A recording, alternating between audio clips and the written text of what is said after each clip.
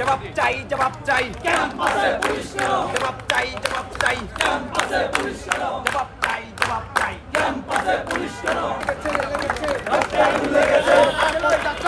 সংগ্রাম সংগ্রাম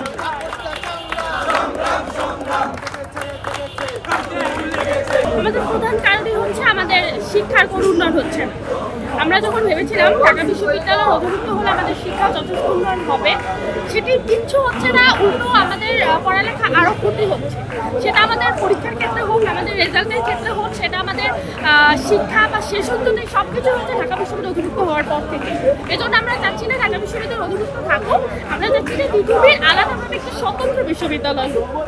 কারণ আমি যদি আমার ডিপার্টমেন্ট নিয়ে বলি, বোটানি ডিপার্টমেন্টে আমার প্রজেক্ট সাবমিশনের ব্যাপার আছে, আমার ডিরেক্ট ল্যাবরেটরির কাজ আছে, সেগুলো কিন্তু এখানে হচ্ছে না। ফিল্ড ওয়ার্কের কোনো কিছু আমরা পাচ্ছি না। যদি হচ্ছে ল্যাবরেটরির ব্যাপার বলি, পরীক্ষার জন্য হাতে কলমে দু একটা জিনিস শেখানো হচ্ছে, কিন্তু আমার যেটা দরকার বোটানি ডিপার্টমেন্ট থেকে আমি যেটা পাবো সেটি আমি পাচ্ছি না। এছাড়াও আমার ফার্স্ট ইয়ারে আমি যখন এক্সাম দিই, আমি 3-4 মাস ধরে এক্সাম দিয়েছি, আমার রেজাল্ট আসছে, এক্সাম শেষ হওয়ার 7 মাস পরে আমার রেজাল্ট এসেছে। এবারও আমি যখন সেকেন্ড ইয়ারের এক্সাম দেবো, আমার 4 মাস ধরে এক্সাম হবে, জানুয়ারিতে শুরু হবে, এপ্রিলে শেষ হবে। আমি যদি এক্সাম, আমার রেজাল্ট এগুলোই যদি আমার এতদিন ধরে চলে যায়, তাহলে আমার কোর্স কীভাবে কমপ্লিট হবে? অনার্সের 4 বছরের কি কোর্স, সেটা তো আমার 6-7 বছর লেগে যাবে। এছাড়াও এটা আমরা সেশন চলতে পড়ে গেলাম। এছাড়াও আমাদের পড়ালেখাটা তেমন কিছু হচ্ছে না, আমাদের রেজাল্ট লেট হচ্ছে। এই জন্য আমরা চাচ্ছি যে তিতুমির আলাদাভাবে স্বতন্ত্র বিশ্ববিদ্যালয়। এটা হচ্ছে আমরা যখন গতকালকে কি হয়েছে, 3-4 মানুষ ট্রেনের ভিতরে ঢিল ছোড়ার ফলে একটু আহত হয়েছে। সেখানে এতগুলো স্টুডেন্ট ছিল, আমাদের এখানে অনেক স্টুডেন্ট।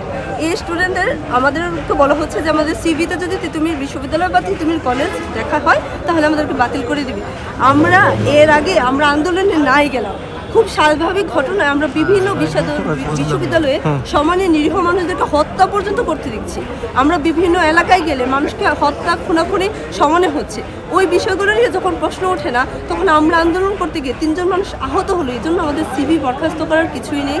এটাকে কিভাবে দেখতে হবে এই বিষয়টা তো পরের প্রশ্ন আসছে। এটা অবশ্যই বোঝা যাচ্ছে যে ইচ্ছাকৃতভাবে কোনো একটি সংগঠন বা কোনো একটি পর্যায়ে আমাদের উপরে একটি কথা উঠিয়ে দিয়েছে, যেটা অবশ্যই বিতর্কিত। তাদের কাছে বার্তা থাকবে, তারা আসলে আমাদের পাস্ট দেখুক, শুধুমাত্র তিতুমির কলেজের পাস্টে না, তিতুমির কলেজের পাস্টের সঙ্গে অন্যান্য বিশ্ববিদ্যালয় বা কলেজগুলোর ইয়াগুলো দেখুক, যৌক্তিকতা দেখুক, তাদের দেখুক যে তারা কি করে আসছে আর আমরা কি করে আসছি।